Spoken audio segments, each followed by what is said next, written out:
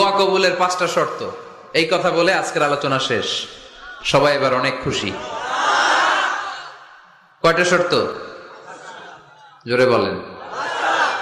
কয়টা শর্ত মনে থাকবে? এই যারা বলেন দোয়া কবুল হয় না, দেখেন নিজেদের সাথে মিলে কিনা। এই 5টা শর্ত যদি পাওয়া যায়, মুহূর্তেই আপনার দোয়া আরো সে যে নক করবে। 1 নাম্বার শর্ত আকলুল হালাল, হালাল খাওয়া। কি খাওয়া? আমরা দুইটাই খাই, হালালও খাই হারামও খাই। বেশি খাই কোনটা? হ্যাঁ, কি খান? আমি কই নাই কিছু, আপনারাই কইছেন।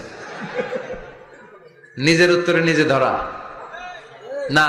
হারাম খেলে তো দোয়া কবুল হয় না। লা ইয়াদখুলুল জান্নাতা জাসাদুন গুযিয়া বিল হারাম। ওই দেহ কখনো জান্নাতে যায় না যে দেহ হারাম খেয়ে বর্ধিত হয়েছে।